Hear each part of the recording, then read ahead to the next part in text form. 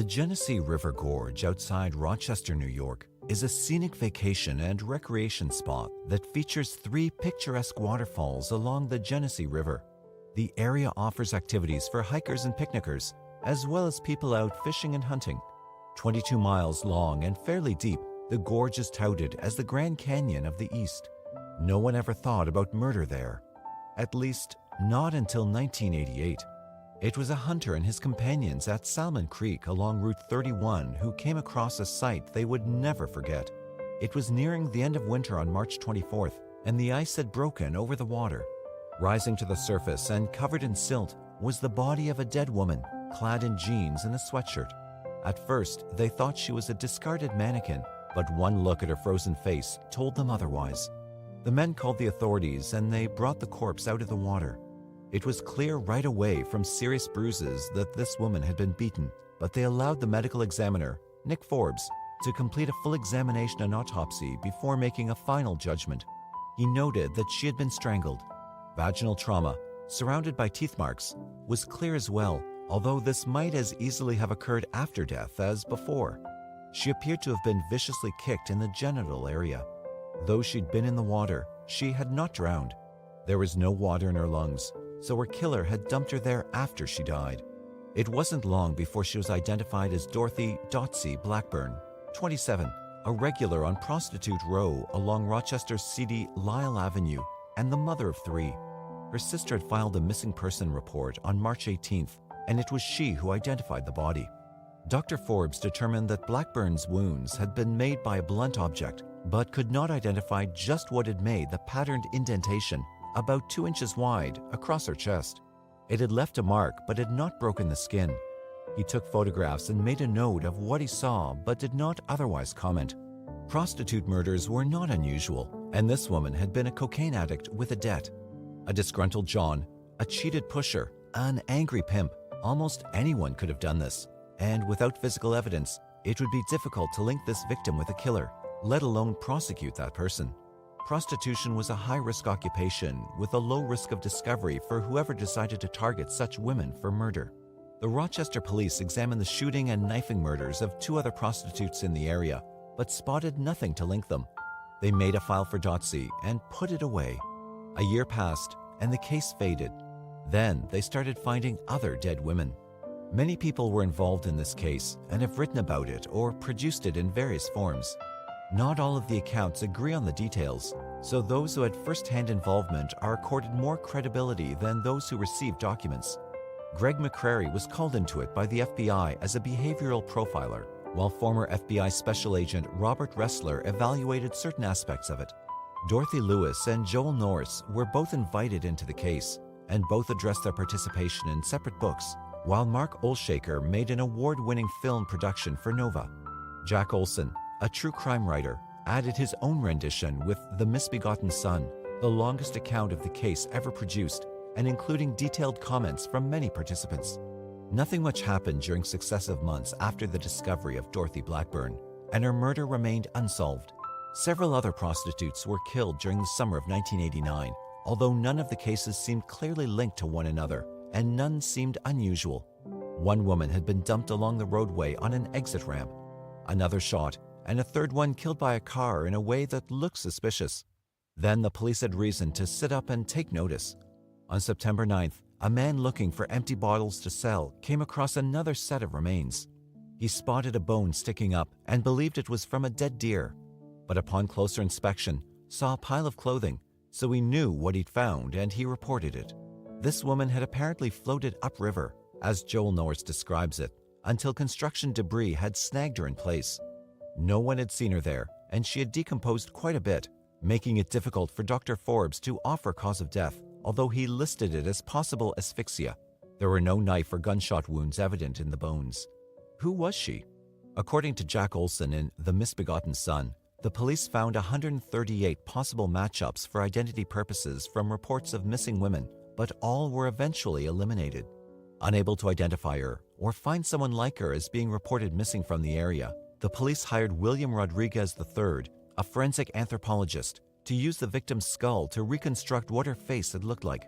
It's a long, involved process to provide a distinct face from bone, but he produced a clay bust and added a wig and fake eyeballs, and they took a photograph of the final product and published it in local papers. The victim's distraught father identified her as Anna Stephan, and dental records confirmed it. The man believed a drug dealer or pimp had killed her. Her body had been discovered far away from where blackburns had been found. So while their manner of death and disposal may have been similar, no one was talking about a multiple killer. On Saturday, October 21st, 6 weeks later, 3 sportsmen from Pennsylvania went into the gorge and came across the remains of a decomposing headless corpse, mostly bones, hidden in the tall grass along the riverbank.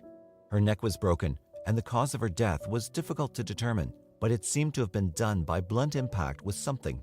As her remains were collected, Norse writes, nobody realized that the killer was standing nearby, watching. He appeared to be just an ordinary fisherman, someone who frequented the area, so no one gave him a thought.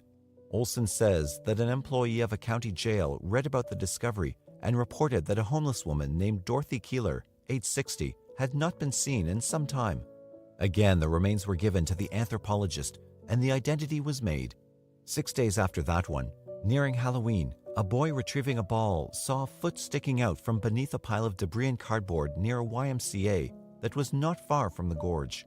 He summoned the police, who uncovered a decomposing, maggot-infested corpse dressed in black pants and a sweater.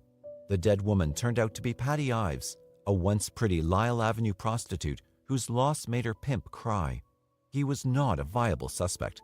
That made 4 apparently dead by asphyxia, with 3 in quick succession. The press began to write about the Rochester Strangler and the Genesee River Killer. Some of these women had been concealed beneath something, and a cop suspected the killer might be afraid of air patrols, which indicated either criminal or military experience. The pressure was on now to stop this person. It was suggested, from lack of struggle on the parts of the victims, that this strangler killed quickly and that he was probably quite strong.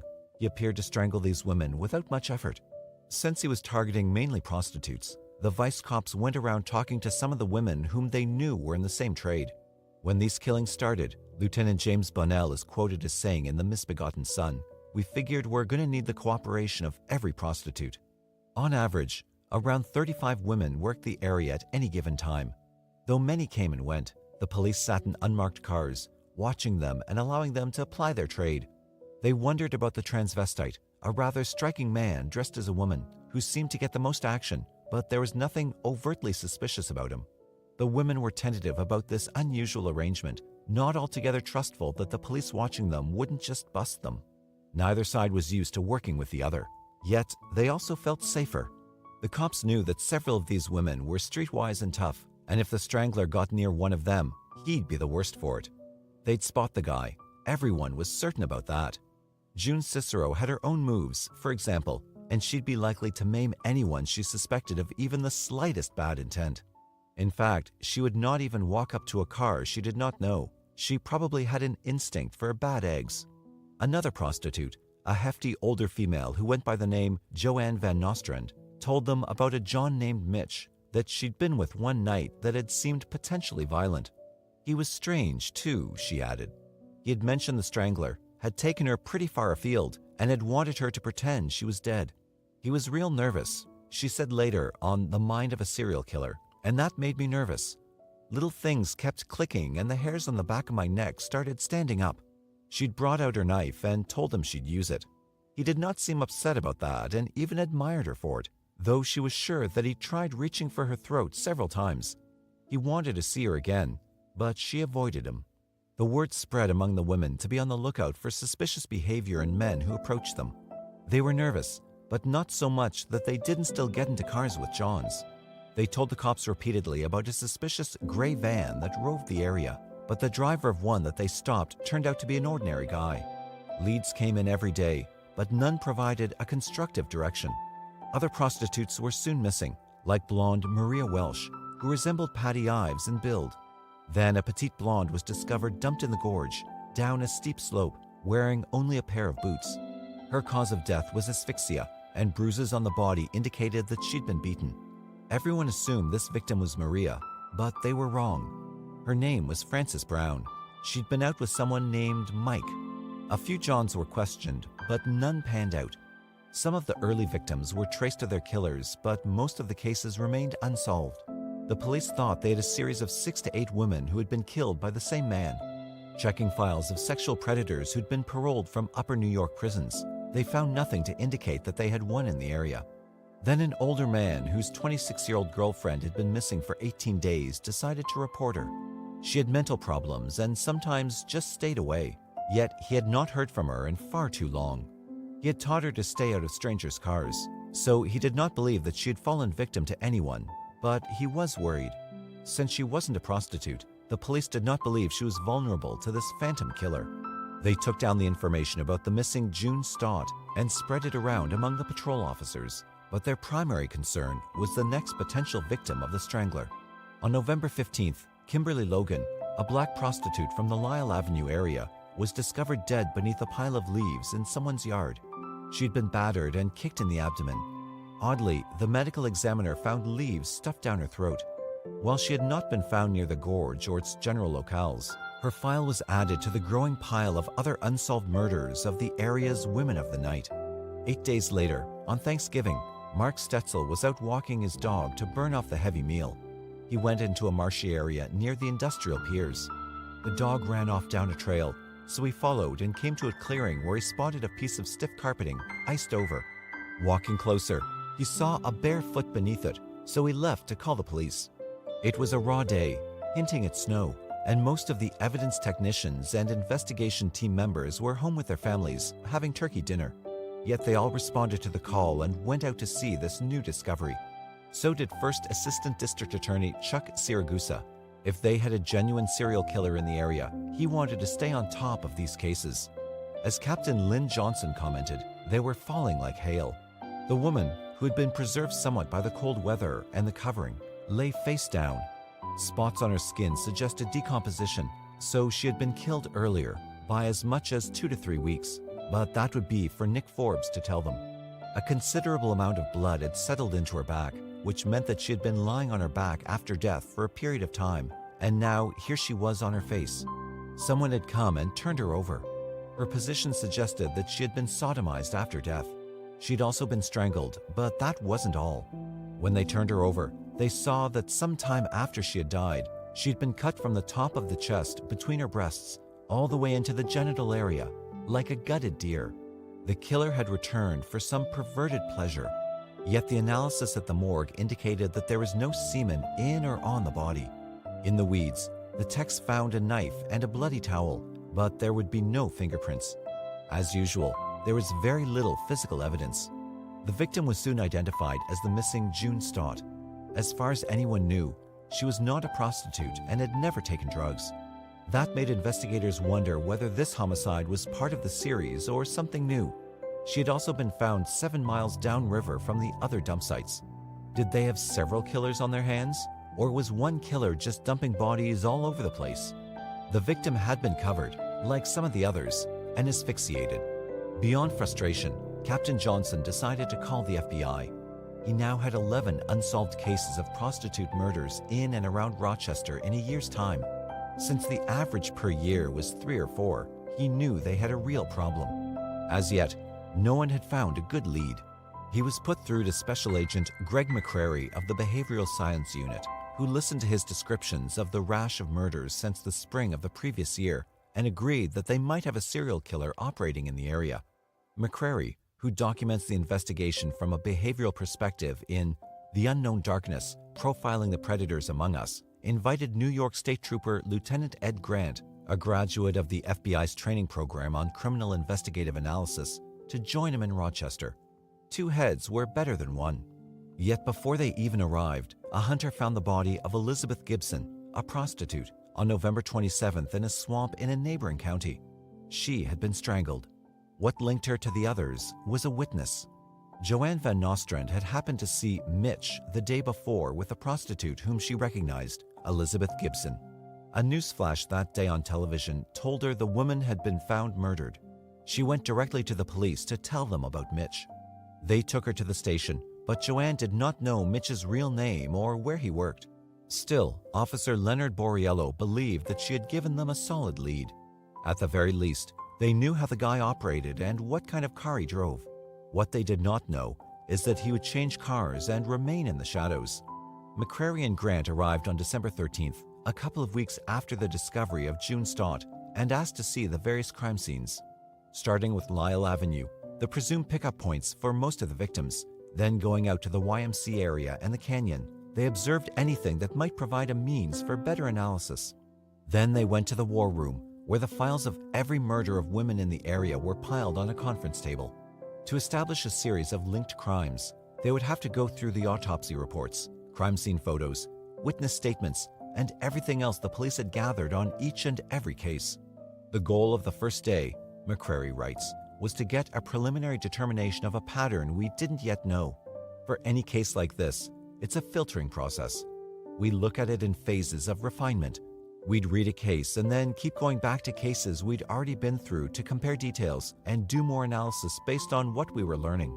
They placed the files in the order of which the women had been killed and established 3 rings based on their manner of death and their lifestyle when alive. One ring was for those cases clearly in the series, asphyxiated prostitutes dumped in or around the gorge. Then there was a ring for those who appeared to have some similarities. And finally, those cases that seemed unrelated, which were put aside. They saw a definite pattern emerging for 7 of the cases, with a few remaining unclear. The victim who most bothered them was June Stott.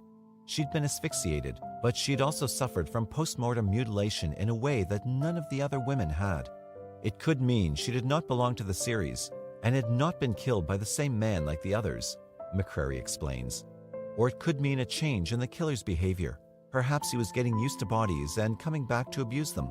It was clear to the profilers that the killer had not taken the victims far, only a few miles from Lyle Avenue. They saw that as a clue to the areas with which he was most familiar and most comfortable. It also meant he had a vehicle of some kind to transport them because the dump sites had all been too far to walk to. If he was familiar with the place, he either jogged there or he fished or hunted. It was also clear that he was someone with whom the women were comfortable. They appeared to have gotten into the car with him, without being afraid, despite the fact that a killer was in the area picking up prostitutes. It was likely that he was a known customer. And since most of the victims had been white, perhaps all of them, he was probably white as well. They were looking right through him, says McCrary, because they believed the killer had to be someone else. When they decided to include June Stott in the series, they took a closer look. The fact that she had been cut open indicated to them that the killer was experienced, probably with killing and cutting up game. He was comfortable with bodies. They believed that he would continue to visit his victims as long as he was sure he could do so without getting caught, and he would continue to mutilate them. Grant and McCrary then presented the results of their analysis to the task force. For the behavioral evidence available from the crime scene, they told the task force that the killer was most likely a white male in his 20s or early 30s. They cautioned everyone not to eliminate a suspect from any detail in a profile, since this was an art and they could easily be wrong. The task force should use this merely as a guide. They did believe the guy had criminal experience, especially sexual offenses, and would have a record somewhere, even though every effort was made to find one. In addition, he worked alone. He was probably a sportsman, and he was likely personable. There was nothing noticeable about him, and he probably worked right under everyone's nose. He'd look normal, drive a basic car, and dress in functional clothing. The killer was extraordinarily ordinary, probably someone they knew, McCrary writes. It was likely that he worked, but at a menial job, and he was probably married or had a girlfriend. His economic level was similar to that of the victims. He lived and worked in the city, and he was streetwise, which again indicated experience. They thought he worked or lived near the Lyle Avenue area, and concealing the victims from helicopter searches overhead showed a certain degree of cunning. Based on this set of details, they offered some strategies. They believed that the cops knew him in some capacity and that he might be hanging out in coffee shops or bars. They could look around and get some names. They might also put surveillance on any body found in the future, since the killer had started to return to his kills. McCrary says that the cops persuaded the owners of Mark's Texas Red Hot, an all-night bar, to raffle off a television set. From that contest, they were able to collect a good list of names of people who frequented the place. At the same time, from a computer search with the criteria, a suspect was developed, according to Olson.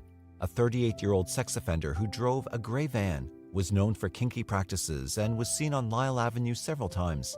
Everyone on the task force believed that they had their man, but a check with his employer turned up alibis for the times of most of the murders, so they were back to square one. Then, in the weeks before New Year's, several more women turned up missing, and one of them was someone everyone had felt certain would never fall victim to a killer. June Cicero was one of the most streetwise hookers in Rochester, and Darlene Trippi had partnered with Joanne Van Nostrand for safety. Of late, both had not been seen by anyone. In fact, just before she disappeared, June Cicero had bragged to the cops about how she wasn't afraid of the man. It was he who ought to be afraid of her. They had believed her. So now there were these two, a black prostitute named Felicia Stevens and the long-missing Maria Welsh. It was time to get some copters up in the air to search for likely dump sites for them. On December 31st, the morning of New Year's Eve, a trooper on road patrol in a rural area outside Rochester spotted a pair of black jeans discarded and frozen along the roadside. He stopped to investigate and went through the pockets. He found an identification card with the name of Felicia Stevens. With the discovery, everyone assumed that she was dead. It was also clear, since the jeans had been found not far from Salmon Creek, that the killer was returning to former dumping grounds. Then, Stevens's boots were found in separate areas. She could not get along in the freezing temperatures without those. Yet a thorough search was nearly impossible at that time of year, even with search dogs. Everything was under snow or frozen over, and trying to walk out on the water proved treacherous. 4 missing women, and no one had found a body. It was frustrating. This guy was now getting away with something like 1 killing a week, and even after hundreds of hours of surveillance and detective work, they could not stop him. Would he keep up the pace? Get worse? Make any mistakes? Nothing happened on New Year's Day, but the next day, January 2nd, 1990, the state police resumed the search for a body by air and ground. When winds came up from Lake Ontario, making it impossible to see the blowing snow, they had to abort it. But the following morning, they were at it again. Yet after hours spent covering the same ditches, canals, and creeks, the search was beginning to seem futile. They had looked everywhere. Wherever these women were, they were likely under snow. No one was going to find them until after a thaw.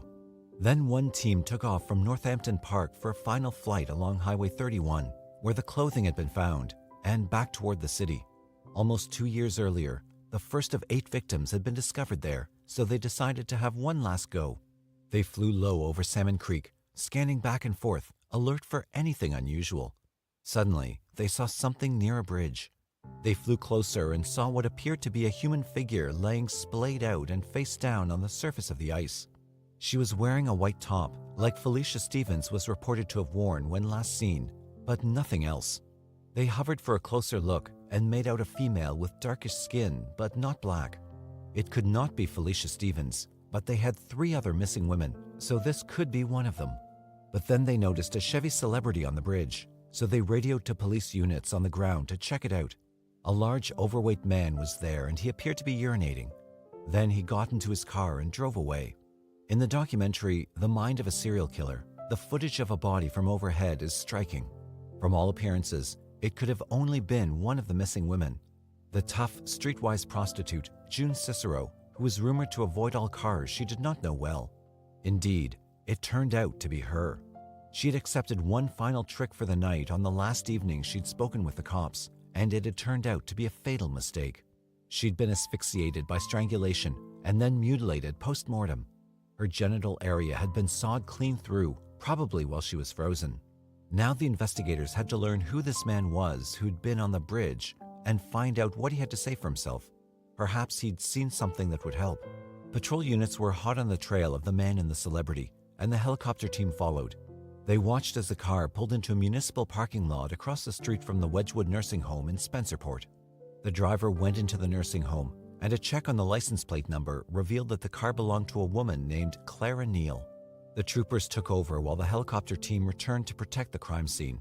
They saw that there were fresh footprints in the snow. Those would be good evidence. They roped everything off and called for more support. State Police Officer John Standing asked the man and the celebrity for an ID, and he produced it. His name was Arthur John Shawcross, 44, though with his graying hair he looked much older, and he said he thought that they'd followed him because he'd urinated out in the woods. That was his story anyway, and he agreed to cooperate. When asked for his driver's license, he admitted that he did not have one and then revealed that he'd been in jail for manslaughter. This revelation struck everyone at once. This was no ordinary citizen who'd happened to get close to a crime scene. This was a one-time killer. The profilers had told them that this offender was returning to his victims, and that could very well be what they'd caught him doing. Just by a sheer stroke of luck, they'd flown over the scene at the very time he decided to have another look at his brutal handiwork. Have lunch over it, in fact. Yet they weren't sure yet that they had the right guy. They had to be careful. Interrogators often make mistakes by showing their eagerness and trying to rush someone into a confession. They'd spent too many hours on this case to blow it right here and now. Investigator Dennis Blythe managed to persuade Shawcross to accompany him to the state police barracks for further questioning. Shawcross was happy to oblige, and even signed forms that gave the troopers permission to search the car and his home. The police then took both him and Clara Neal in a different car to Brockport. An experienced interrogator, Charles Militello, assisted Blythe with the questioning, and they soon got Shawcross to describe the places where he liked to fish, most of them where victims had been dumped. He also admitted that he'd been arrested 16 years earlier in Watertown because 2 kids died. He would not elaborate on these crimes. He insisted it was just a coincidence that he was parked on the body over Salmon Creek, that he was just driving around and had stopped to take a piss when the helicopter flew over. He hadn't seen anything. Though excited by what they heard and by the feeling they finally had the killer right in front of them, the investigators continued to build rapport rather than press for details. They wanted him to feel comfortable talking with them because they intended to question him again, and they wanted it to be voluntary. They had him in the interrogation room for about 5 hours, taking Clara home before they released him. He did finally tell them more details about how he had killed the children. Everyone was disgusted, but they tried not to show their feelings. Shawcross also told them how he'd had unusual relations with his younger sister, and he thought that had something to do with why he'd killed a child, as well as why he'd killed so many people in Vietnam. He liked to talk about his accomplishments there. He'd been quite the soldier. While he was being questioned, a profile expert, Jack Olson, advised them that a child predator would not change his victim type to adult women. However, that profile expert was neither Ed Grant nor Greg McCrary, who knew that some killers just go for victims of opportunity who are vulnerable. Shawcross had been in prison for 15 years. He could have developed fantasies along different lines, or he might have learned that communities that get outraged over child murders might not care as much about prostitutes. Not all serial killers choose the same victim type. That's an erroneous notion passed around in the circles of academic psychology.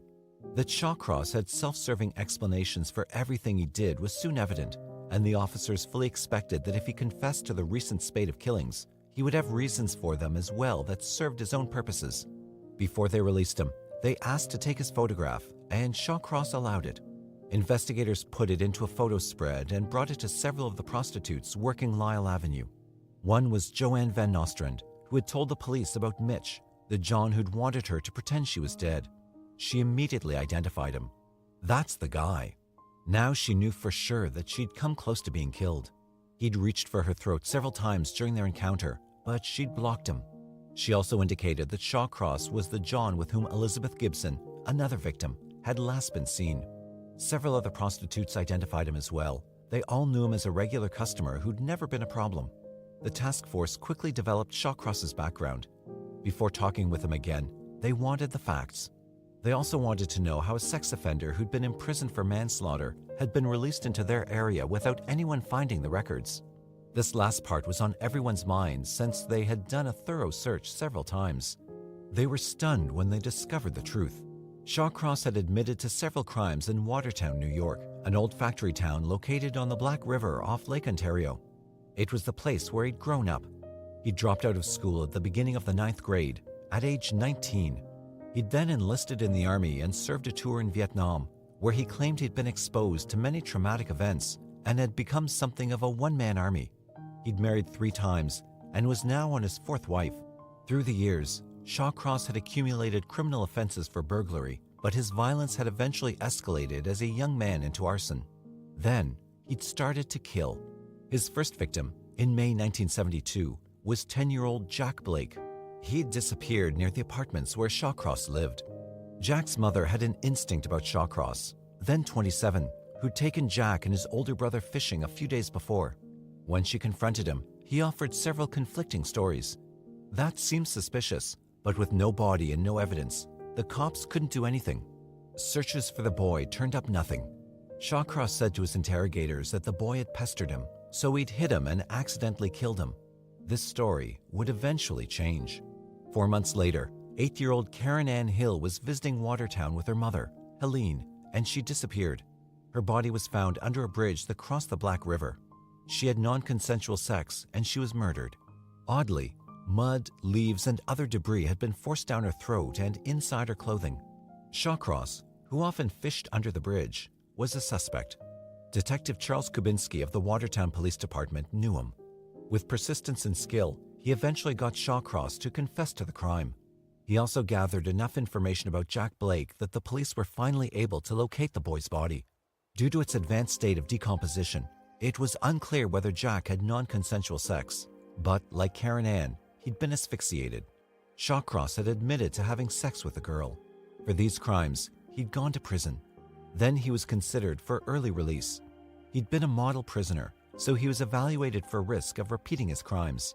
His evaluators wrote positive things about him, believing that he would be a safe and contributing member of society. Yet a senior parole officer in the Binghamton area wrote that Shawcross was probably the most dangerous individual to have been released in this community in many years. They tried to settle him in Binghamton, but soon angry citizens discovered this and resisted.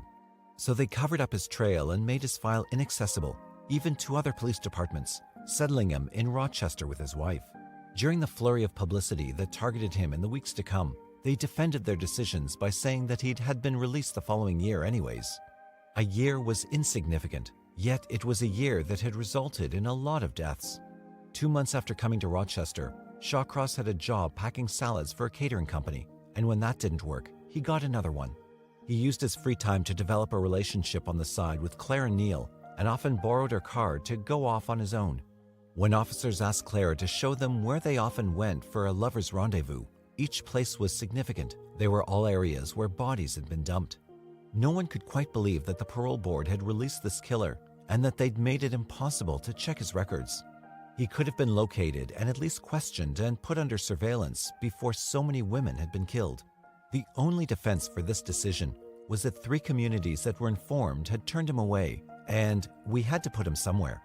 Now the investigators had the background details they needed to confirm their hunches, but officials from different agencies had argued over who should get jurisdiction for the interrogation and thus credit for solving this case.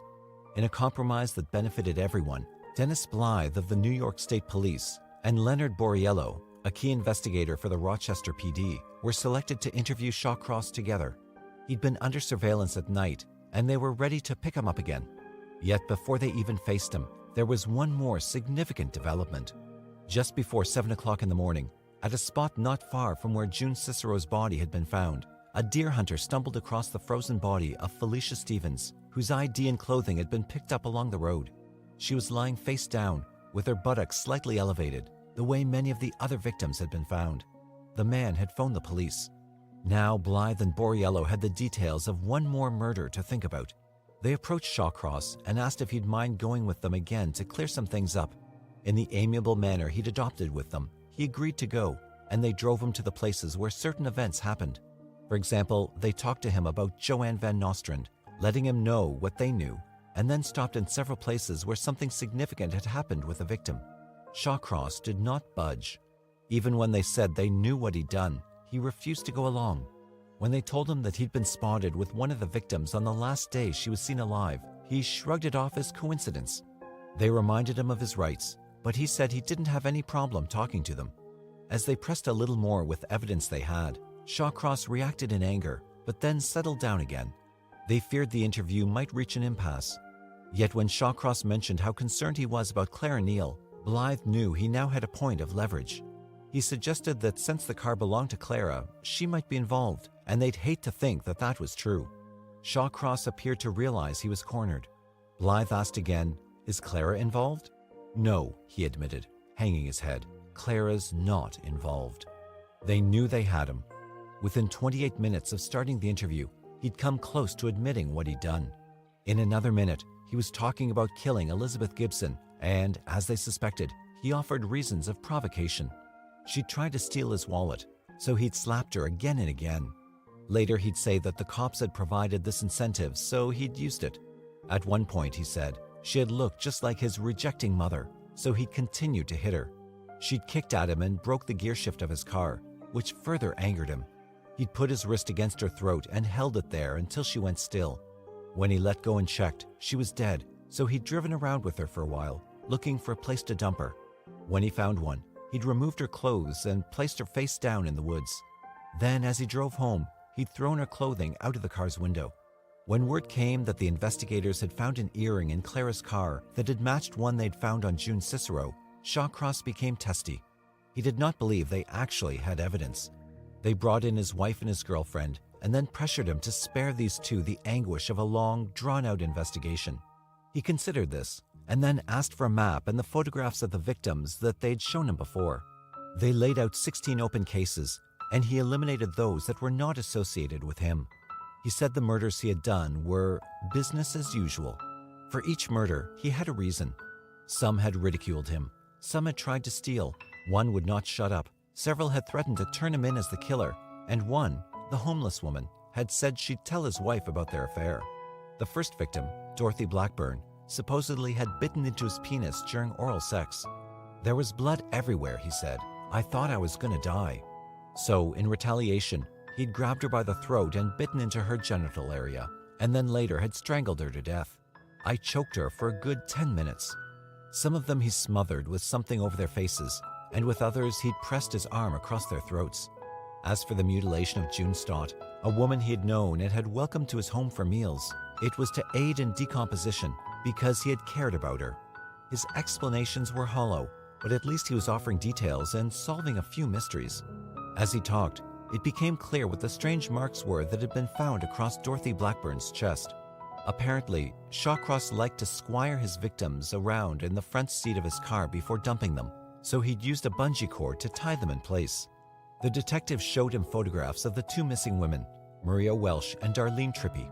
He admitted that he'd killed them both and marked on the map where he'd left them. Eventually, he led investigators late that evening into the cold to the exact places where he'd dumped their bodies. One had been left sitting up in some bushes near the river, and the other dumped in water near some houses.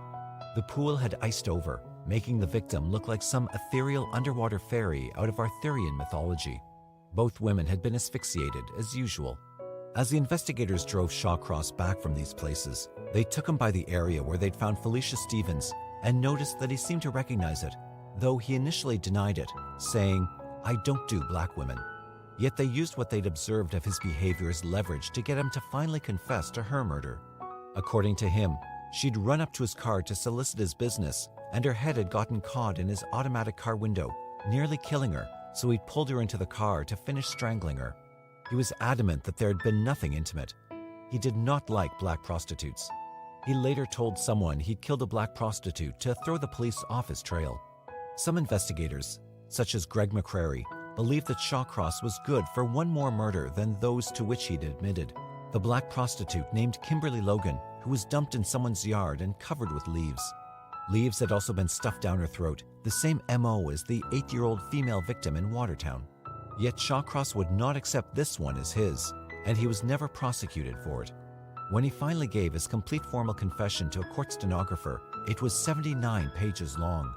On the advice of his attorney, David Muranti, who was appointed by the court, he pleaded innocent. That would soon be elaborated as a plea of insanity. Once a killer like this is captured, writes McCrary, we always compare him against our profile. Shawcross was much as we had envisioned him. He was a regular John, white, married, menially employed, living near the pickup scenes, with a history of sexually violent crimes. He often fished in the Genesee River Gorge, and he'd gone unsuspected by most of the prostitutes. The profilers had gotten his age wrong by 10 years or so, but they viewed his time spent in prison as tantamount to putting his sexual crimes on hold. Once freed, he'd resumed as if he'd never been put away. Assistant District Attorney Chuck Siragusa had been working on the case for months and was getting ready to prosecute this man to the full extent of the law. New York had no death penalty at the time, but he could certainly ensure that Shawcross had no further opportunities to kill. One of the victims had been found in an adjoining county, but Siragusa still had 10 murders to work with. They had some physical evidence, some witnesses, and Shawcross's lengthy confession. Nevertheless, with his plea of insanity, the prosecution knew they would have a fight ahead of them. Some of the things Shawcross came up with after spending time with a psychiatrist had never been mentioned in his self-pitying discussions with the interrogators. He seemed to make things up as he went along. Self-report in killers is always suspicious and must be corroborated. That meant asking a lot of questions of people who knew the man. Shawcross's parents and sister completely denied his allegations about his childhood traumas and sexual encounters. He had slapped his sister, they admitted, but there had been no form of corporal punishment in the home. He did well in the early years of school, attended church, and was good to animals. He did not wet his bed, he said he did till he was 13, set fires or abuse animals or other children, as so many psychologists insisted to be true of serial killers. His introduction to oral sex by his mother's sister, he also said it was his mother, turned out to be questionable when his mother claimed she had no sister by that name. His younger brother said that Artie had been basically happy, although he had a quick temper. Neighbors confirmed that they had never known the mother to be abusive. As for self-described superhuman feats in Vietnam and his military traumas, reporters discovered that he served in an area that had been relatively free of combat. No one in his unit even remembered him, and he won no medals of honor. They concluded that the Vietnam tales were largely fabricated. He spent a lot of time reading novels set in Vietnam, so he could have been inspired by fictionalized descriptions, and one of his tales most definitely came from a popular Vietnam movie. He had never been exposed, as he claimed, to Agent Orange, or been on a jungle patrol. He certainly hadn't massacred whole villages.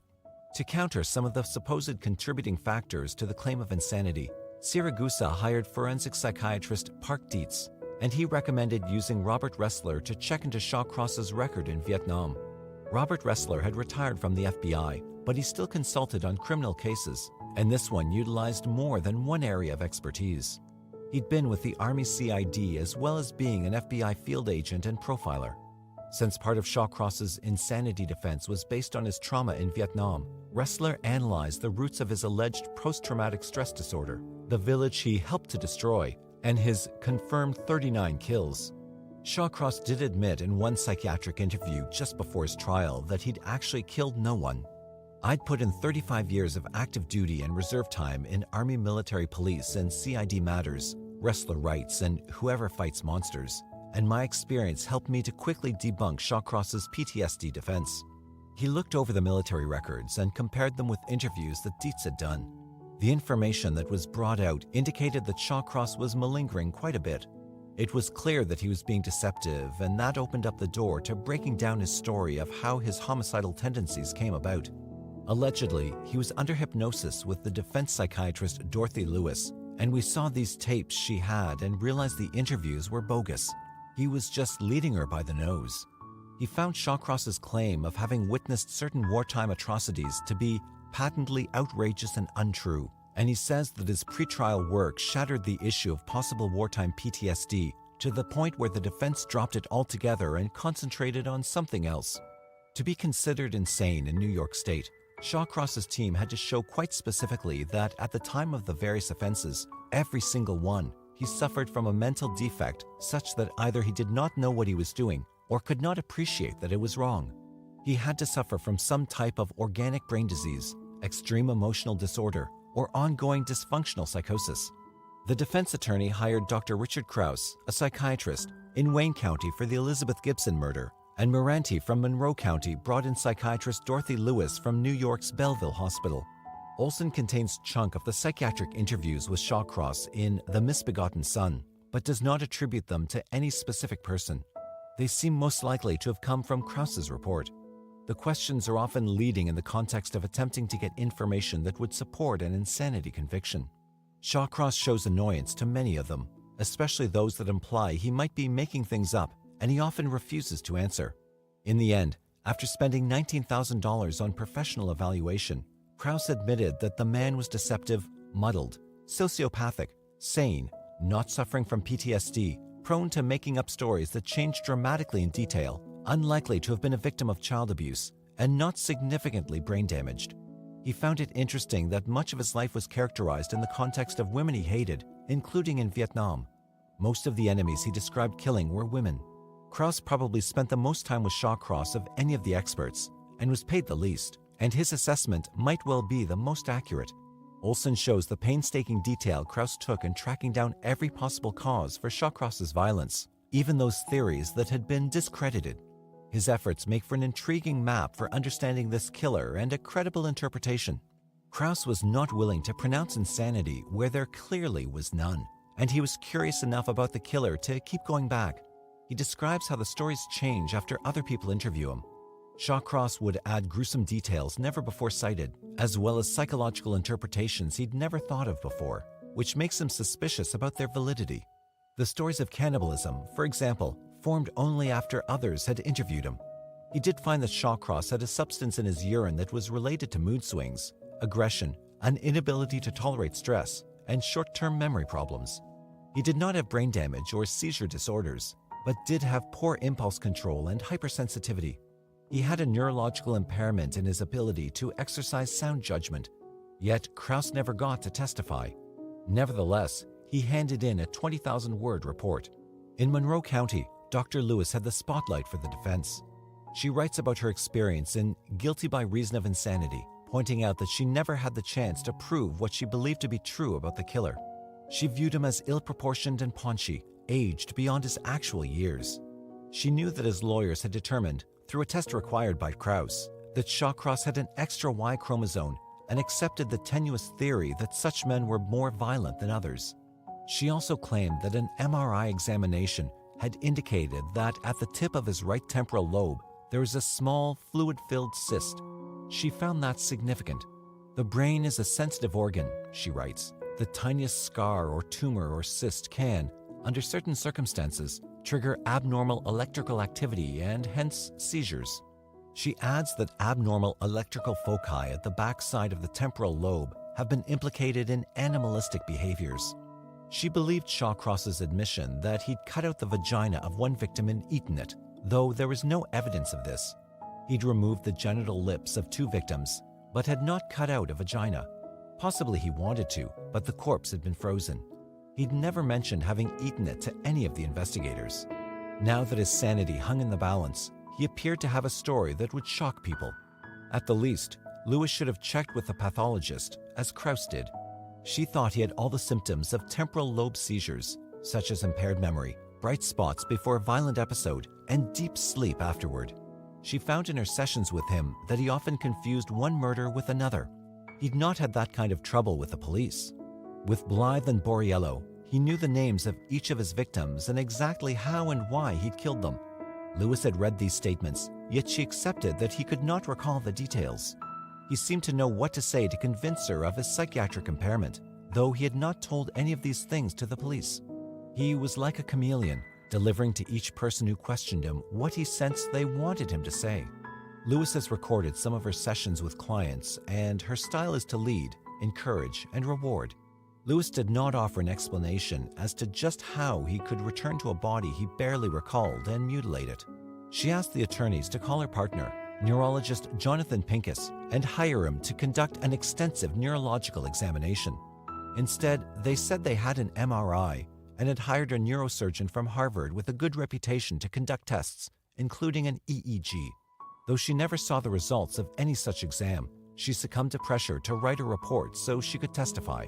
She decided that while Shawcross probably suffered from a seizure disorder, he also experienced dissociative states brought on by trauma and abuse. In other words, multiple personalities. In her sessions, Lewis placed him under hypnosis as a means to uncover earlier traumas that might have caused such violent anger against women. He described severe abuse, such as his mother sticking a broom handle into his anus.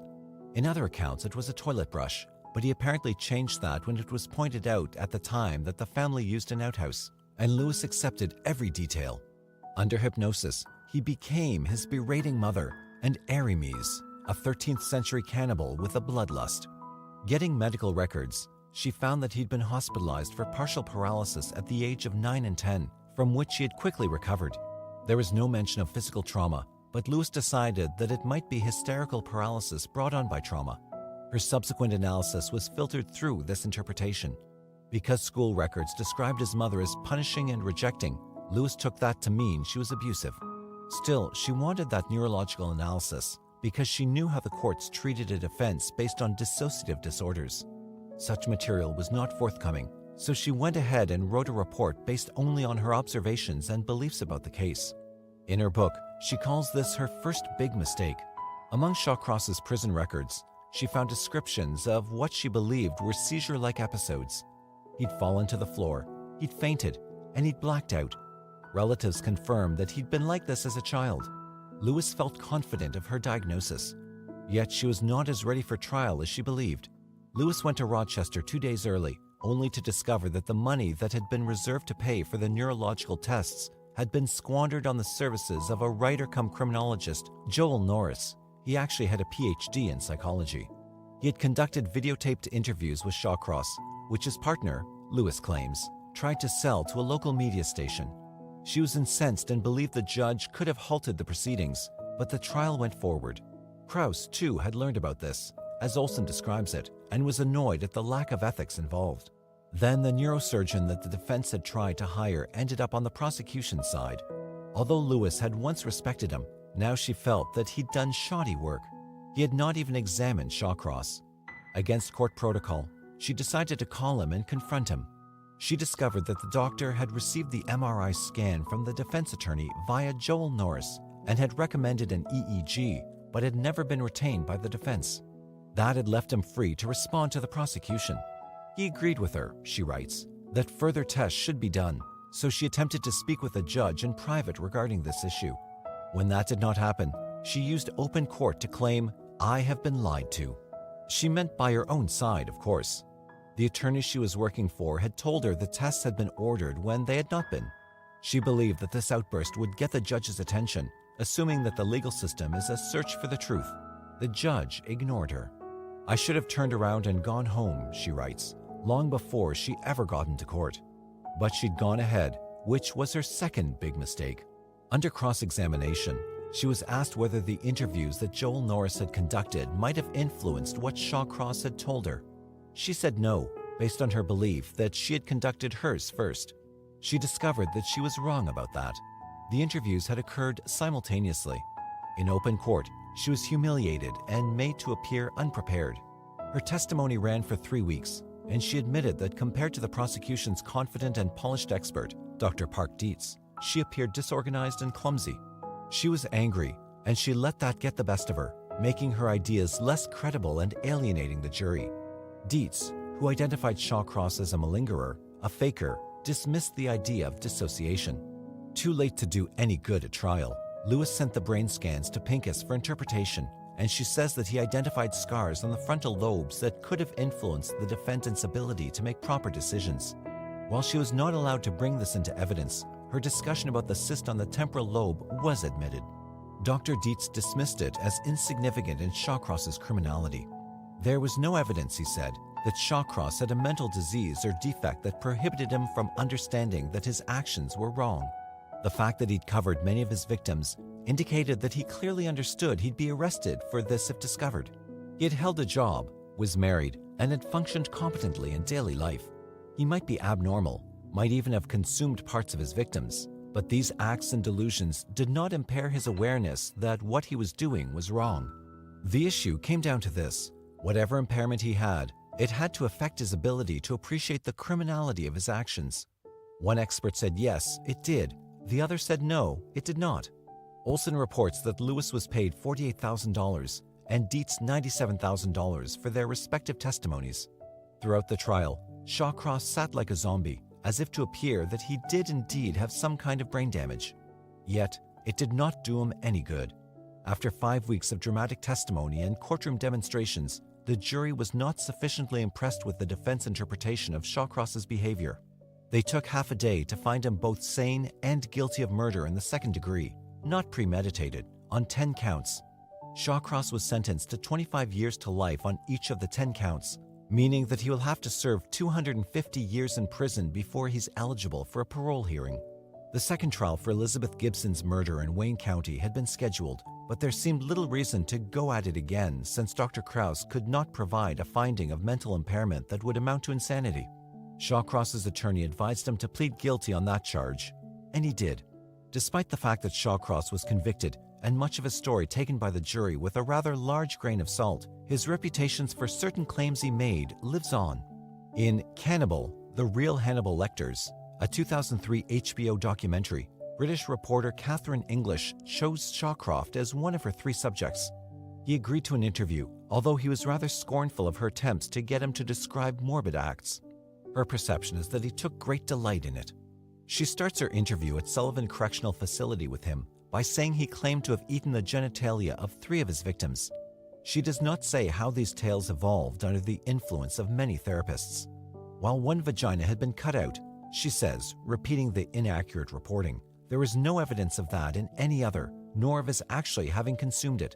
He apparently also claimed at one point that he'd eaten the genitals of the little boy, Jack Blake, although this is not raised in the documentary, nor did anyone find it credible. English hoped he would explain himself. He clearly toys with her. Like Lewis, English accepts the stories of abuse that he told, but he says he does not wish to talk about certain things with a woman. He does admit that he tracked 2 Viet Cong women through the jungle. He grabbed them, tied one up, and cut the other up to cook over a fire and eat. I took the right leg of that woman's body, from the knee to the hip, took the fat off, and ate it while he stared at the other girl. When I bit into it, she just urinated right there. English asked him what it tastes like, and he said, "When was the last time you had nice roast pork?" That had become his favorite description of human flesh, and he told the story endlessly to others, who eventually doubted it. "Why did you eat it?" English asked. "I have no idea," he tells her with a smirk. "Were you hungry?" "No." She urges him to talk about cannibalizing his prostitute victims. He says again, "That's hard to talk about, lady." It wasn't so hard with therapists, both male and female, who were providing an insanity defense. He says he cut parts off, finally mentioning the vagina, and that he consumed that. Were they symbolic? She wonders. "I thought I was killing my mother. The things I was eating, I thought it was my mother."